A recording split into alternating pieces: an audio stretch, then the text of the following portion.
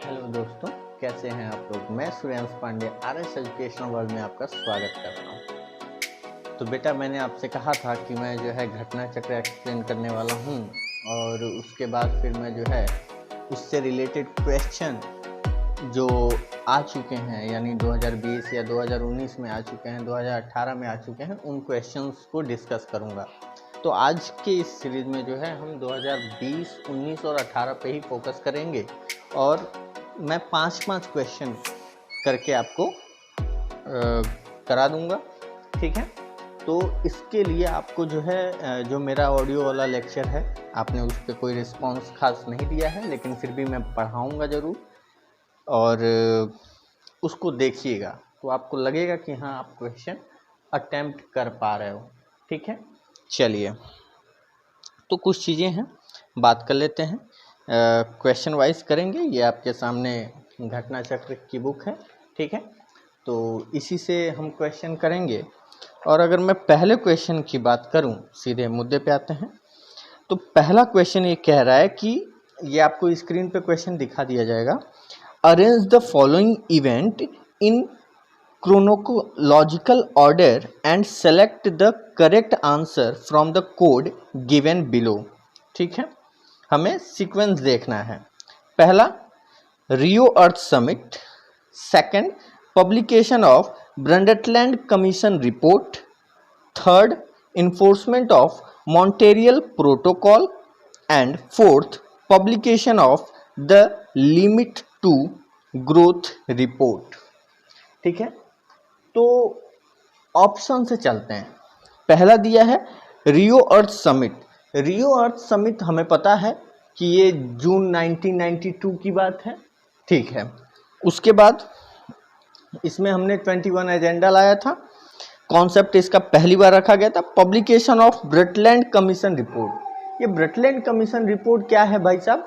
तो एक आपने देखा था कि 1987 के अप्रैल में एक कॉन्सेप्ट आया था, एक टाइटल आया था, टाइटल से एक रिपोर्ट आई थी, अवर कॉमन फ्यूचर, है ना।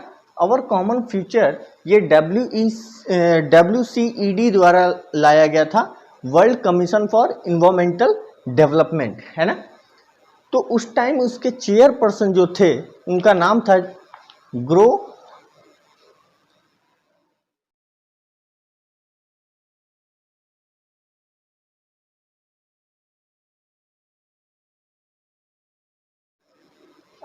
हार्लेम, और ये ब्रॉड, क्या नाम है इनका, grow Harlem ब्रंडटलैंड, BR,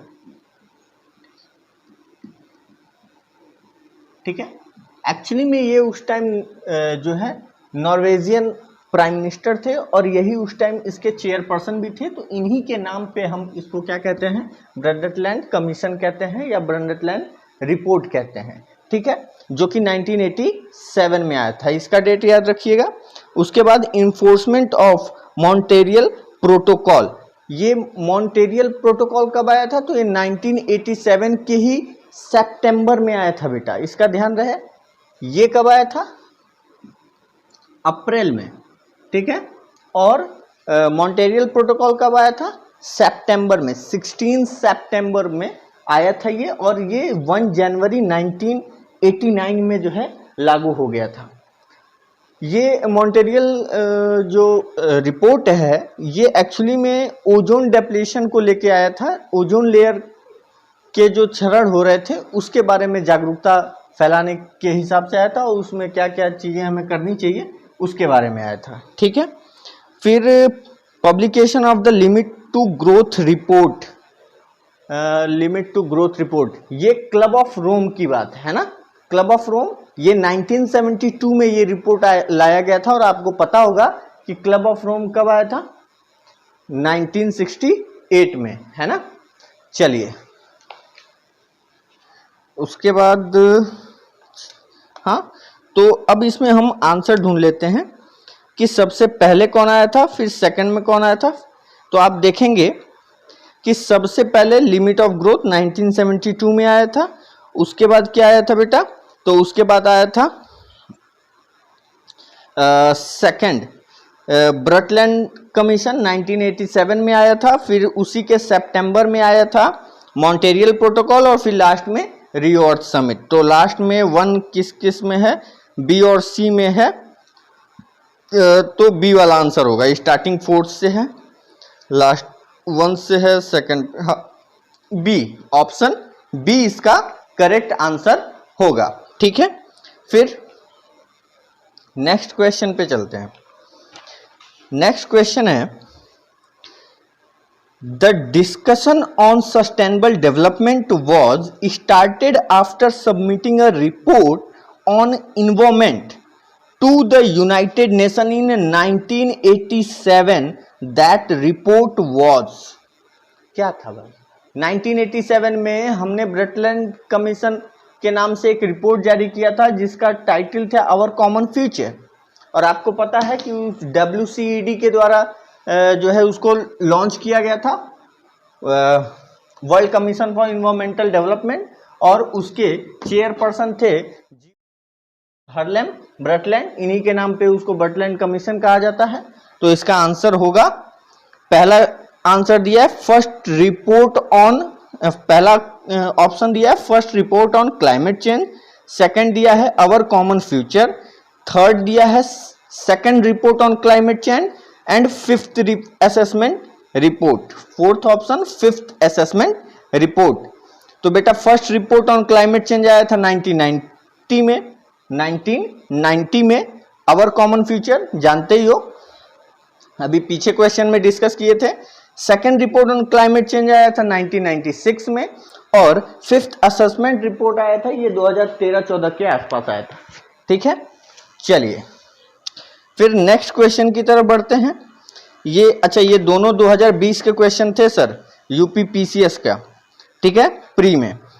next question है, the environmental protection act in India was enacted in which of the following year? Environmental protection act आपको याद होना चाहिए 1986 में। ठीक है, 1986। फिर नेक्स्ट क्वेश्चन, 3 क्वेश्चन हो गए। चौथा question, generally environment can be classified as following category, which among the following is not a part of such category? इस ऑप्शन में हमें ये देखना है कि कौन इन्वायरमेंट को क्लासिफाई नहीं करता है, इन्वायरमेंटल कैटेगरी में नहीं आता है। पहला option operational environment, second physical environment, third cultural environment, और फोर्थ बायोलॉजिकल इन्वायरमेंट। तो ऑपरेशनल इन्वायरमेंट क्या होता है? नॉर्मली ये मिलिट्री का एक पर्टिकुलर एरिया होना चाहिए। फिजिकल इन्वायरमेंट अगर देख लें तो लैंड, वाटर, लेक है ना, सी, माउंटेन, ये आ जाएगा। कल्चरल इन्वायरमेंट में देखें तो सोशल, इकोनॉमिकल है ना, और बायोलॉजिकल में आ जाएगा एनिमल, प्लांट, ऑर्गेनिज्म। तो इसका आंसर कौन सा होगा? Operational environment, option number A. फिर क्वेश्चन नंबर 5 की तरफ चलते हैं। अच्छा, ये भी यूपी PCS प्री का 2020 का है क्वेश्चन। फिर नेक्स्ट क्वेश्चन, ये 2019 का है। Which of the following sustainable development goal will target the water availability for all and its permanent management up to 2030 in India? आपको पता है कि सस्टेनेबल डेवलपमेंट गोल हमने रखा हुआ है, 17 गोल रखे हुए हैं, जो कि हमने 2012 के Rio+20 समिट में रखा था। ठीक है, तो उसमें जो सबकी एक कैटेगरी है नंबर वाइज। ठीक है, तो उसमें जो वाटर की बात की गई है, वाटर अवेलेबिलिटी फॉर ऑल की बात की गई है, तो वो इसमें किस में रखा गया है? तो छठे में रखा गया है, यानी सस्टेनेबल डेवलपमेंट गोल के 6th पॉइंट में रखा गया है, जिसमें क्लीन वाटर एंड सैनिटेशन की बात की गई है। तो हमने 5 क्वेश्चन देख लिया बेटा। तो आज के लिए इतना ही, फिर मिलेंगे अगले वीडियो में और 5-5 करके हम सारे क्वेश्चंस इसके कर लेंगे। और आप जो है अगर वीडियो लेक्चर देख रहे हो या जो ऑडियो मैं रिकॉर्ड कर रहा हूं, तो आप आसानी से इन सारे क्वेश्चन का आंसर दे पाएंगे। चलिए आज के लिए इतना ही। जय हिंद।